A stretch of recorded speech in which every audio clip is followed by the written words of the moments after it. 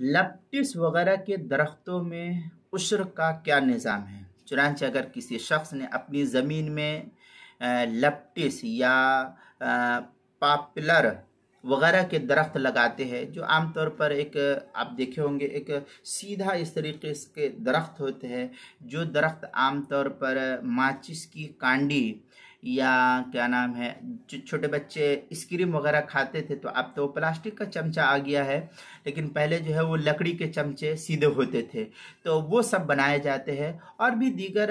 चीज़ों के इस्तेमाल में ये लकड़ियाँ आती है, तो मुख्तलिफ़ इलाक़ों में इस लकड़ी का मुख्तलिफ नाम है। तो लपटिस या पॉपुलर वगैरह दरख्त लगाए हैं, या जो भी इस तरीके का दरख्त लगाया गया है, ताकि उसके तैयार होने पर उन्हें बेचकर उससे नफ़ा हासिल किया जाए, तो जब भी उन्हें काटा जाएगा उनमें उश्र का वजूब होगा।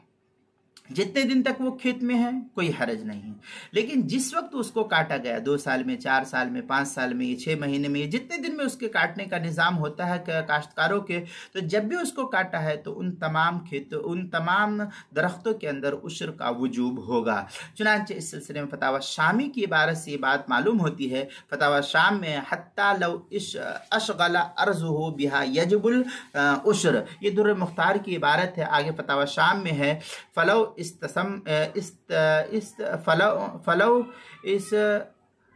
तम्मा अर्ज़ुहु बिक़वाइमिल खिलाफ़ी वमा अशबहा औ बिलक़स्बी अविल हशीशी, इस तरीके की इबारत जो है इस तन मा अर्ज़ुहु वगैरह इबारत नकल की गई है। फतावा शामी जो बैरूत का छपा हुआ नुस्खा है उसकी तीसरी सफ़ा 244, और जो फतावा शामी ज़करिया बुक डिपो देवबंद का हिंदी नुस्खा है उसकी तीसरी सफ़ा 268। इसी के हम मिसल फतावा तातार खानिया जो ज़करिया बुक डिपो देवबंद का हिंदी नुस्खा है उसकी तीसरी सफ़ा 275, मुहित बुरहानी उसकी तीसरी सफ़ा 272, फतावा हिंदिया उसकी पहली सफ़ा 186,